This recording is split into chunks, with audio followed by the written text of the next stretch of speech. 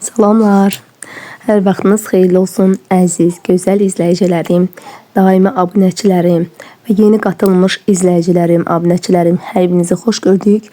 Mən həftə içi video paylaşa bilmədim. Yəqin ki, səsimdən də eşitirsiniz ki, artıq başa düşmüsünüz ki, səhhətimlə bağlı video çəkə bilmədim.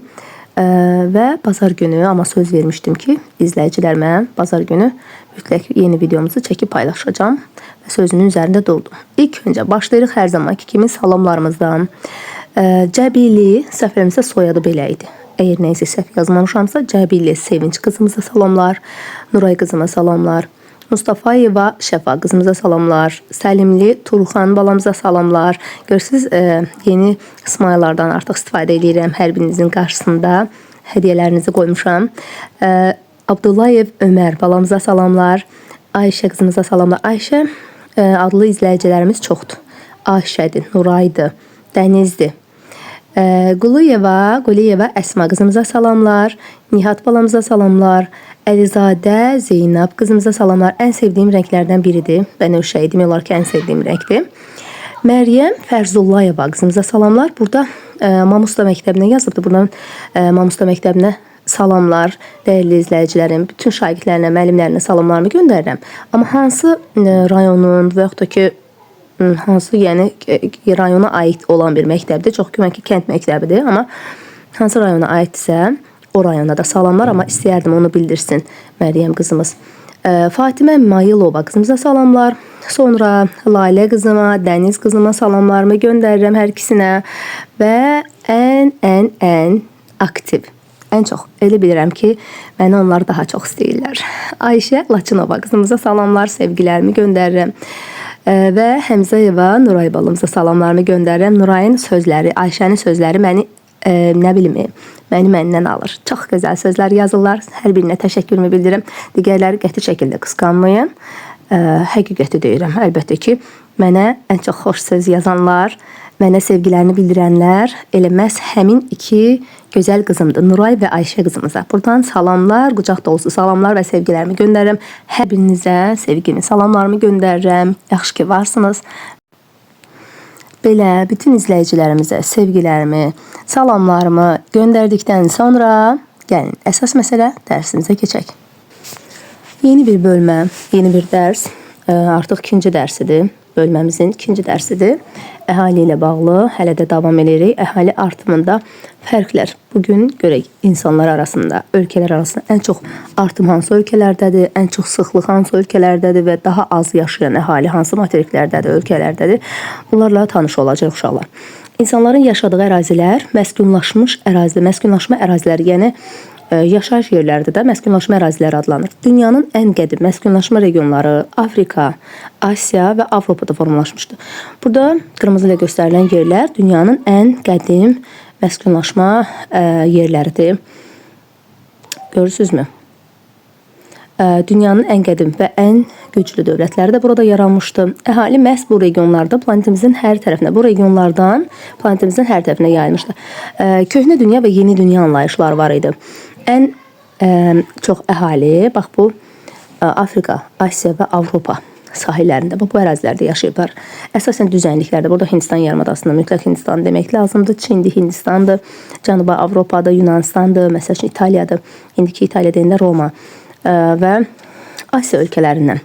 Ərazisi daha çox mənimsəlməyə uyğun olan, məsəl üçün dağlarda insan üçün əlbəttə ki, şərait, əlverişli şərait yoxdur. Ona görə insanlar düzənliklərdə yaşayırdılar, əkinçiliklə, yığıcılıqla məşğul idilər və bu şəkildə artıq dünyanın bütün ərazilərə, bütün materiklərə beləliklə yayılmış oldular. Amma ən qədim yaşayış məskənlərini dediyimiz kimi, deməli Asiyada, Avropada və Afrikada deyə bilərik. Yeni yaşayış məskənləri, yeni dünya deyəndə, yeni dünya anlayışı Şimali Amerika və Cənubi Amerikada. Bu arada gəlin materiklərimizi tanıyaq. Bu olacaq Şimali Amerika. Tanıyaq deyəndə ki, təbii ki, hər biriniz bilirsiniz, bilirəm. Sadəcə bir təkrar deyək.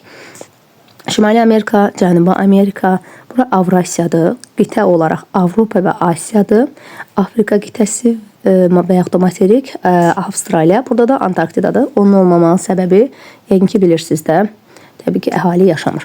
Bizim eranın əvvəlində, yəni bizim erandan əvvəl, üzr istəyirəm, Əhali artımı zəif olmuşdu. Əhalinin sayı əsasən 20-ci əsrdən başlayaraq sürətlə artdı. Bu hissələrə diqqətlə qulaq asırsınız. Bəşəriyyətin tarixində ən yüksək artım 1963-cü ildə baş vermiş və 2,2% təşkil etmişdi. Deməli, bəşəriyyət tarixində ən yüksək artım 63-cü ildə olubdu. Və nə qədər olubdu? 2,2% olmuşdu. Hazırda dünyada 8,1 milyarddan çox əhali yaşayır. 8,1 milyarddan çox əhali yaşayır. Dünya əhalisinin illik artımı təqribən 85-90 milyon nəfərdir. Təsəvvür edin uşaqlar. İl ərzində artım 85-90 milyon nəfər təşkil edir dünya üzrə. Lakin son illərdə bu göstərici azalmışdı. Təbii ki, azalmanın səbəblərinə də tanış olacaq. Amma bilirəm ki, bilirsiniz. Nəyə görə əhali azalır? Gəlin baxaq. Əhali təbii artım hesabına çoxalır. Təbii artım dedikdə nə deməkdir uşaqlar? Təbii artım bir il ərzində doğulanlarla ölənlər arasındakı fərqə deyilir. Təbii artım nədir? Təbii artım bir il ərzində doğulan insanlardan ölən insanların sayını çıxırsan, bu olacaq təbii artım. Əhalinin təbii artımı nəfərlə və yaxud sayla və faizlə ifadə olunur. Təbii artımının faizlə ifadəsi əhalinin bir il ərzində ümumi sayının neçə faiz qədər artdığını göstərir. Region və ölkələrdə əhali miqrasiya yolu ilə, miqrasiya nə deməkdir? Köçənlərin hesabına arta və yaxud azala bilər. Yəni ölkə gələnlər, gedənlərdən çox olarsa, təbii ki, mexaniki artım çox olacaq. Mexaniki artım deyirlər. Buna miqrasiya hesabına artıma mexaniki artım deyirlər. Amma gedənlər gələnlərdən çox olsa, mexaniki azalma gedəcək burada. Deməli, insanlar iki cür artdı. Həm təbii artım hesabına ölkə əhalisi təbii artım hesabına arta bilər, bir də miqrasiya yolu ilə ölkələrdə əhali artıb və yaxud da azala bilər. Təbii artım deyəndə doğulanlardan ölənlər arasında fərq çıxırıq. Əgər çoxdursa təbii artım yüksəkdir, azdırsa təbii artım aşağıdır, hətta təbii artım mənfi olan ölkələr belə var. Əhalinin artımı 0,1% və ondan aşağı olan ölkələrin böyük əksəriyyətinin iqtisadi inkişaf səviyyəsi yüksəkdir. Əhalisi azdırsa, deməli iqtisadi inkişaf səviyyəsi necədir? Yüksəkdir. 2%-dən yuxarı artım olan ölkələrdə isə artıq kasıbdırlar. Yəni əhali çoxaldıqca onu dolandırmaq, yaxşı iqtisadiyyat qurmaq da çətinləşir. Adam başına, yəni ümumdaxili məhsulun, yəni ölkə belə deyək də sizə daha sadə formada deyim ki, ölkə gələn gəliri adam başına böləndə bir var ki 5 uşaqlı ailəni saxlayasan, yəni məsəl üçün 1000 manat aylıq gəlirin var, bir var ki 5 uşaq arasında onu dolandırasan, bir var ki 2 uşaqlı bir ailə. Hansı daha yaxşı yaşayar həmin maaşla? Təbii ki, uşaq sayı az olan ailə daha mükəmməl yaşayar, daha çox ehtiyaclarını ödəyə bilər. Bax, bu inkişaf etmiş ölkələr, inkişafda olan ölkələr, iqtisadiyyatı yüksək olanlar, zəif olanlar məhz bunun sayəsində, yəni buna çox təsir göstərir. Əhali sayısı çoxdursa, deməli, ölkə iqtisadiyyatı daha zəifdir, daha çətindir onu dolandırmaq. Deməli, burada baxırıq ki, 3% və ondan daha çox olan ölkələr haradır? Afrika ölkələri. Onsuz ki, kasıbdırlar və yenə də əhali artır. Eləcə də Hindistandır, yəni Cənub-Qərbi Asiya ölkələridir, Ərəb ölkələridir. Burada Meksikadır, Kolumbiyadır, Venezueladır. 2% və daha çox olan ölkələr, bir də 1%-dən çox bu Meksika, Kolumbiya, yəni 1%-dən çox olan ölkələrdir. Bax, bu da Cənub-Qərbi Asiya ölkələri Afrikanın şimalına, amma mərkəzində görürsünüz Afrikada nə qədər bu tayfa və ən kasıb deyək də tayfa tipində yaşayanlar və ən kasıb ölkələr görürsünüz təbii artım yüksəkdir, amma digər ölkələr hətta mənfiyə çatan ölkələr də var. Bu ölkələri hər birimiz görürük ki, Avropa ölkələridir əsasən. Mənfisi olanlar Avropa ölkələridir, eləcə də Rusiya bura daxildir. Görürsünüz İspaniyadır, Portuqaliyadır, burada Almaniyadır, Polşadır və Şərqi Avropa ölkələrinin hamısı. Eləcə də Çin artıq mənfiyə düşmüş ölkələrdəndir. Təbii artımı mənfi olan ölkələrdəndir. Bu da demoqrafik siyasət nəticəsində. Demoqrafik siyasət ölkəni ya artma, təbii artımını ya çoxalda bilər, ya azalda bilər. Əhalisi çox olan ölkələr Hindistan 1 milyard 464 milyon, Çin 1 milyard 416, 3-cü yerdə ABŞ, İndoneziya, Pakistan və Yaponiya. Bax, bu ilk belə deyək də 15-likdə Nigeriya, Braziliya, Bangladeş həmin ölkələr əhali sayı çox olan ölkələrdir, amma əsas məsələ ilk üçlükdə Hindistan, Çin və ABŞ. İndiyə qədər həmişə Çin olub birinci yerdə, ancaq demoqrafik siyasət həyata keçirmiş və Çin təbii artımını hətta mənfiyə salmışdı bayaq dediyim kimi. Deməli, əhali artımına təsir edən amillər hansılardır? Ona diqqət etməliyik uşaqlar. İlk öncə iqtisadi inkişaf, müharibələr, təhsil səviyyəsi, ekoloji şərait, dini və milli adət-ənənələr, ən əsasdakı iqtisadi inkişafdır, təhsil səviyyəsidir, müharibələrdir. Bax, bunlar əhali artımına təsir edən müsbət və mənfi cəhətlərdir deyərdik. Təbii ki, müharibələr əhalinin artımına mənfi təsir edir, iqtisadi inkişaf yaxşı təsir göstərir, təhsil səviyyəsi həmçinin.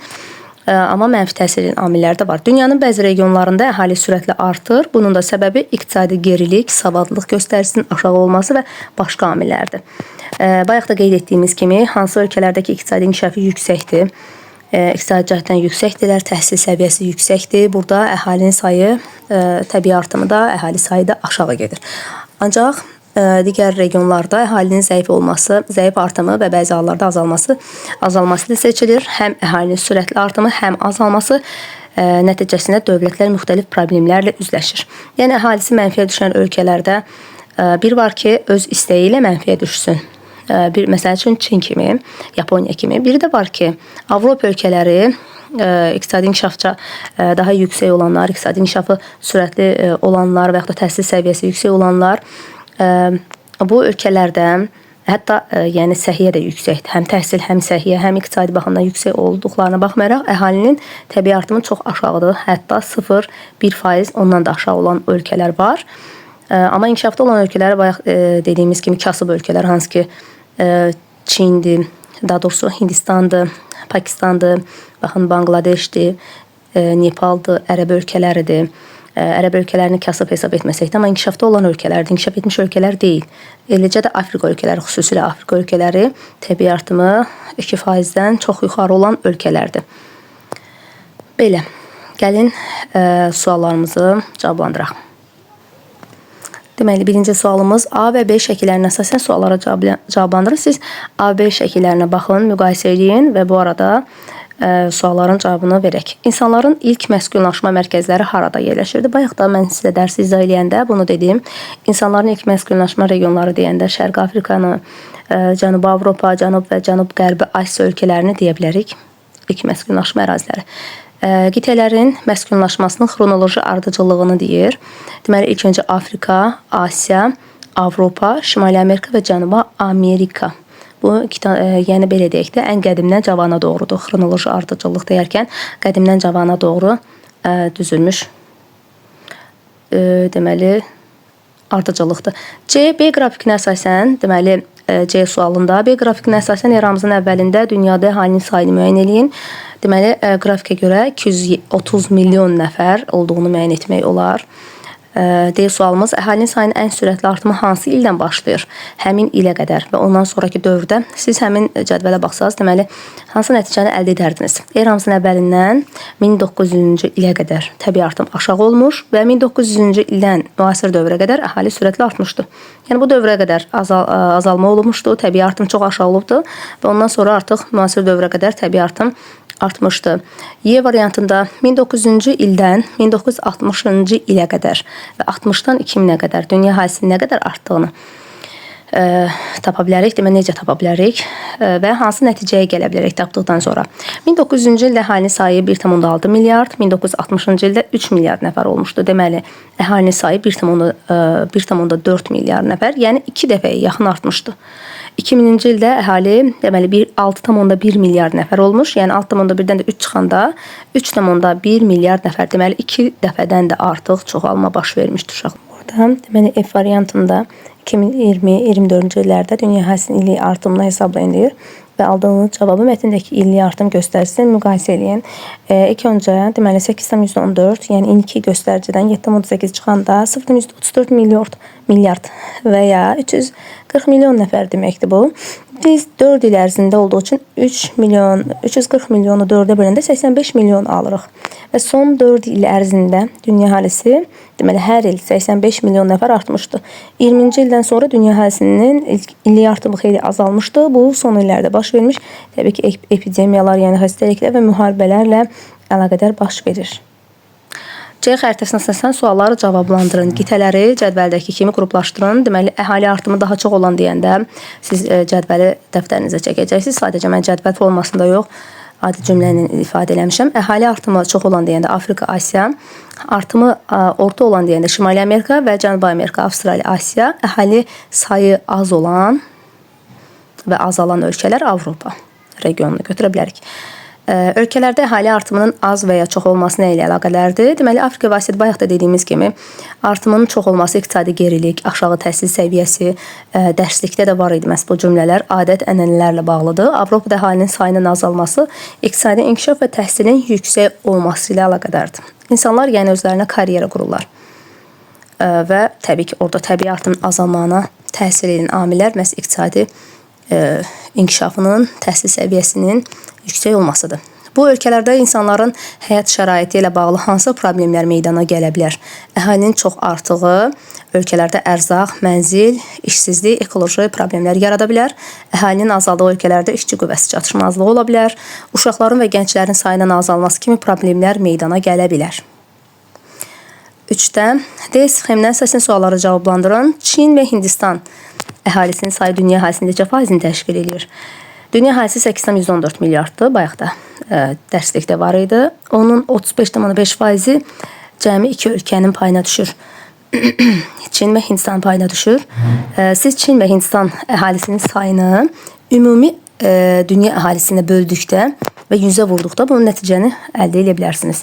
Çin və Hindistan əhalisini özünüz bunu hesablayacaqsınız. Çin, Hindistan əhalisinin sayını və yaxud da belə qəbul edə bilərsiniz. Ayrı bir tənasüblə 8,14 milyardı 100% qəbul edib. Çin və Hindistan əhalisinin sayını, cəmini x% qəbul edib, həmin nəticəni əldə edə bilərsiniz. Neçə faiz təşkil elədi? 35,5%. Bu ölkələri dünyanın siyasi xəritəsinə tapın, onların sahəsi ilə əhalinin sayı arasında hansı əlaqə vardır? Dünyanın siyasi xəritəsində bu ölkələrdən bəzilərinin sahəsinin böyük, bəzilərinin nisbətən kiçik olduğunu görmək olar. Lakin onlardan bir çoxunun sahəsi və əhalinin sayı arasındakı kəskin fərqlər. Məsələn, Rusiya ərazisi böyükdür, əhali sayısı azdır.